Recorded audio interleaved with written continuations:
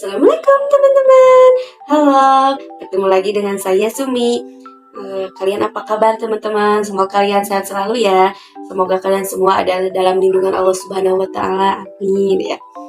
Nah, di sini kalian pasti tahu ya, di sini saya akan sedikit bercerita kembali ya. Namun cerita ini saya ambil waktu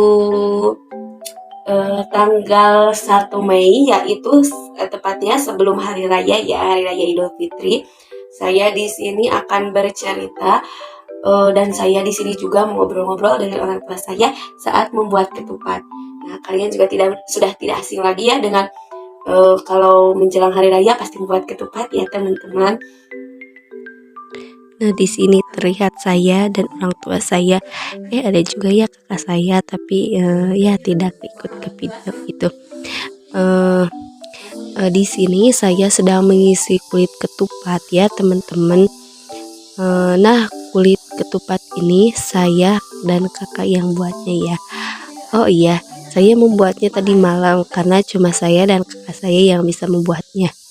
Nah, saat mengisi kulit ketupat ini, saya, kakak, dan mama mengobrolkan siapa yang awalnya membuat ketupat saat menjelang hari raya. Kata mama sih, ini sudah menjadi tradisi yang turun-temurun. Nah, seru juga ya membuat ketupat dari awal membuat cangkang atau kulitnya sampai diisi beras. Nah, di sini hanya mama saja yang memasaknya karena agak sulit juga ya memasaknya. Tidak hanya mengobrolkan itu saja, saya juga menanyakan beberapa hal kepada mama tentang berapa lama memasak ketupat. Oh iya, lupa, di sini mama membuat ketupat Tanjung ya. Ya tentunya dari airnya pasti air Tanjung. Ternyata ya teman-teman, air Tanjung itu berbeda dengan air biasa loh. Nah, kalau air Tanjung ini digunakan untuk memasak ketupat supaya hasil ketupatnya agak kenyal dan tidak keras. Ketupat keras juga tergantung memasak. Memasukkan nasinya ke cangkang atau kulitnya ya teman-teman. Nah, jika terlalu banyak beras maka akan keras. Tetapi jika terlalu sedikit beras akan menghasilkan ketupat gagal juga ya. Jadi dalam pengisian berasnya secukupnya saja atau hanya satu sudut saja ya. Nah, air Tanjung yang tadi dijelaskan yaitu air dari kampung atau desa Gunung Tanjung ya. Makanya airnya diberi nama air Tanjung. Air Tanjung ini dari sumur yang mengalir di kampung Gunung Tanjung dan rasa airnya pun agak asin. Tapi tidak seasin air laut ya teman-teman. Nah, di sini saya sangat senang sekali ya bisa bercengkrama dengan orang tua saat mau menjelang hari raya ya. Kebiasaannya pastinya ya banyak sebagian orang membuat ketupat ya seperti yang saya lakukan ini ya teman-teman.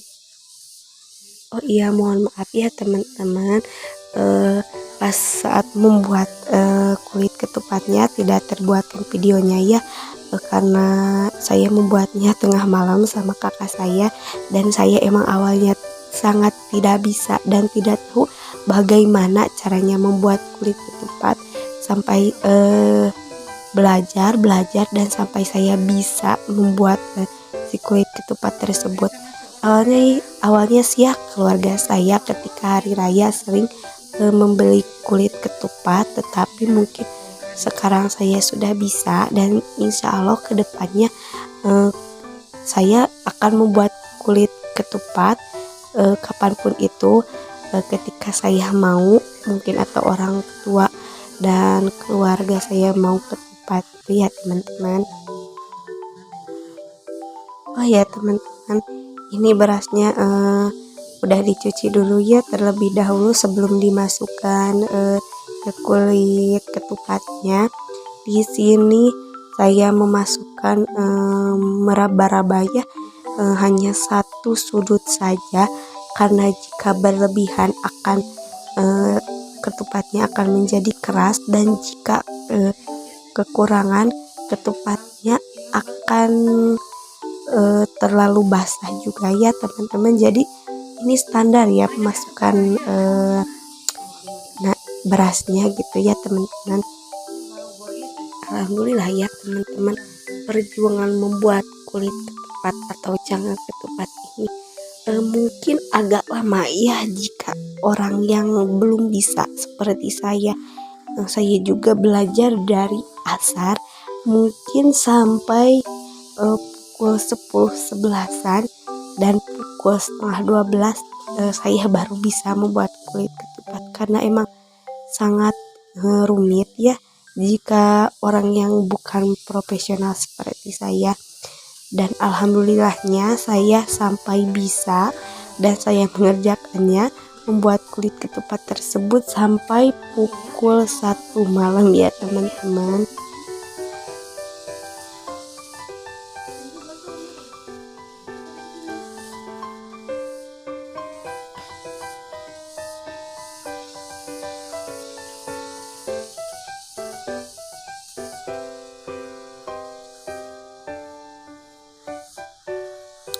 Mungkin segitu dulu ya teman-teman cerita saya dan orang tua.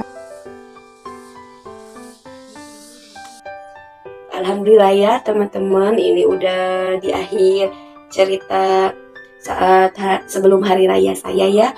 Mungkin itu saja yang saya bisa ceritakan kepada teman-teman tentang saya dan orang tua. Saya mohon maaf bila ada kata-kata yang kurang mengenang di hati kalian dan ucapan yang kurang baik. Mungkin sekian. Wassalamualaikum warahmatullahi wabarakatuh.